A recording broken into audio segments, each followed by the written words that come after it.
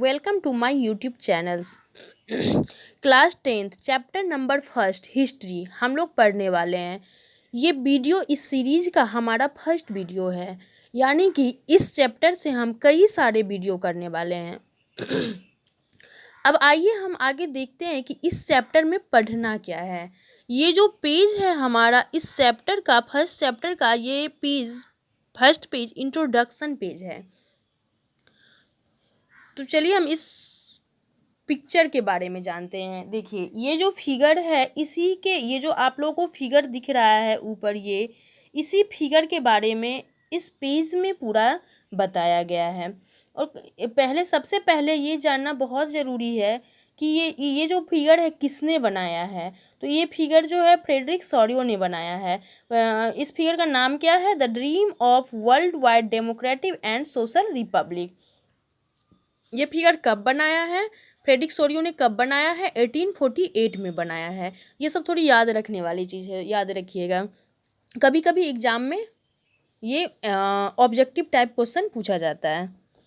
Okay, तो चलिए हम आगे बढ़ते हैं। इन 1848 Frederick Sorio, a French artist, prepared a series of 4 prints visualizing his dream of world made of democratic and social republic, as he called them. इन 1848 में Frederick Sorio एक France का artist था जो प्रिपेयर्ड किया सीरीज 4 प्रिंट का एक series prepared किया, जिसमें उन्होंने अपने सपनों को दिखाते हुए फिगर बनाया, जिसमें दिखाया कि वर्ल्ड जो है कैसे सोशल और रिपब्लिक हो सकता है। तो ये उन्होंने अपने सपनों को दिखाते हुए ये फिगर उन्होंने बनाया है। So the people of the first print of the series, so the people of Europe and America।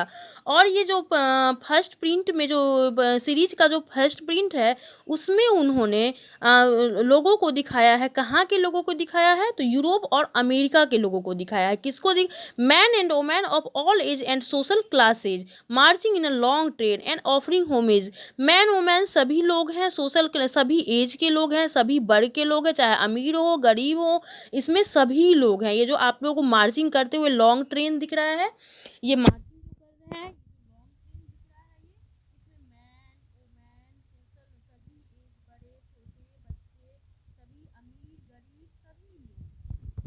Marching करते हुए लिबर्टी के पास से गुजर रहे हैं। और ऑफरिंग होमेज यानी कि लिबर्टी के पास से ऑफरिंग करते हुए, यानी होमेज करते हुए, यानी कि नमस्कार करते हुए वहाँ से गुजर रहे हैं। As you would record artist of the time of the French revolution personified liberty as a female figure. और ये जो आर्टिस्ट हैं, ये कब के आर्टिस्ट हैं? ये फ्रेंच के जो आर्टिस्ट हैं फ्रेडरिक सोरियो, ये कब के हैं? फ्रेंच रिवॉल्यूशन टाइम के हैं। तो उन्होंने जो लिबर्टी को पर्सोनिफाइड किया है एक फीमेल फिगर के रूप में किया है।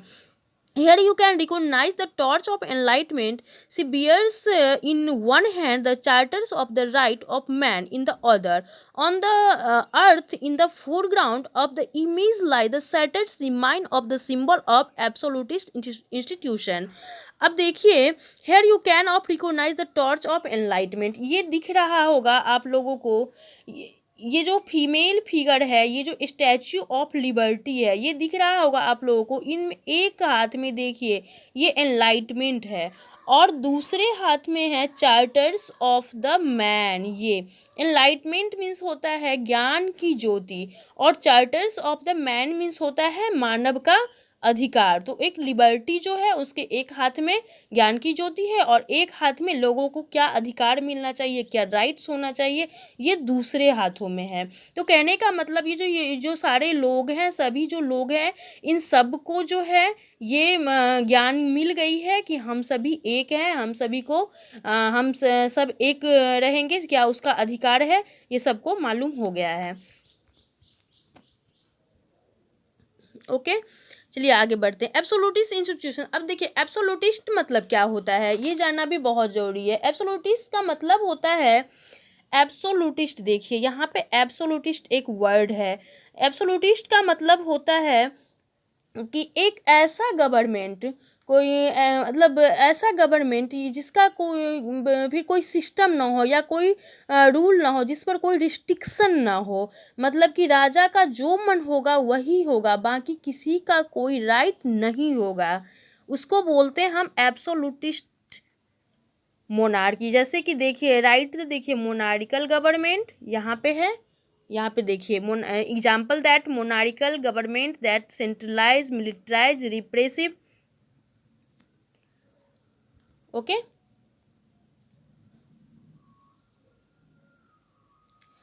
चलिए अब आगे बढ़ते हैं।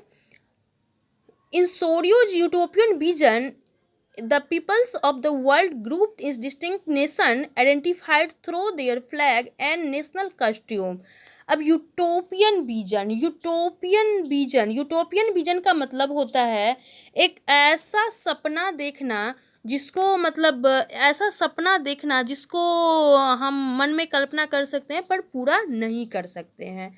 तो उन्होंने फ्रेडरिक सोरियो जो थे ये एक सपना देख रहे थे।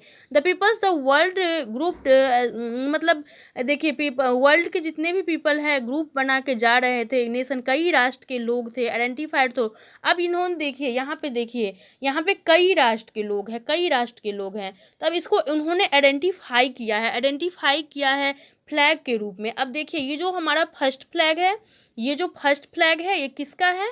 फ्रांस का है। ये जो फर्स्ट फ्लैग है वो फ्रांस का है। तो सभी कंट्री के लोग एक साथ मार्चिंग करते हुए जा रहे हैं, सभी राष्ट्र के लोग हैं, तो उसको आइडेंटिफाई किया है उन्होंने फ्लैग के रूप में। नेशनल कस्ट्यूम यानी कि सभी अपने अपने देश के सभी कपड़े पहने हुए हैं। Leading the processing way past the Statue of Liberty are the United States and Switzerland। अब देखिए यूनाइटेड लिबर्टी से जो आगे हैं, लिबर्टी से आगे सबसे कौन है? तो यूएस है और स्विट्जरलैंड है, यानी कि यूएस और Switzerland which by this time were already nation state. France और ये जो यूएस और स्विट्जरलैंड जो थे सो ऑलरेडी नेशन स्टेट बने हुए थे। अब आप लोग आगे बोलिएगा कि what is nation state, nation state क्या होता है, तो इसके बारे में भी हम आपको आगे बताएंगे।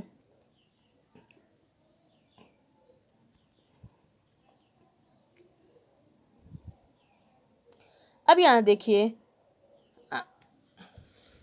identifiable by revolutionary tricolor has just reached the statue. She is followed by the people's Germany wearing the black, red and gold flag। अब देखिए यहाँ पे फ्लैग बताया गया है, जो जर्मनी के पास क्या था? ब्लैक था, रेड एंड गोल्ड फ्लैग, मतलब सभी फ्लैग के बारे में बताया गया है। इन At the time when Serio created this image, the German people did not yet exist a united nation। और जर्मन पीपल जो थे, जर्मन के जो लोग थे, जर्मनी के जो लोग थे वो यूनाइटेड स्टेट नहीं बने हुए थे। The flag they carry is an expression of liberal hope in 1848 to unify the numerous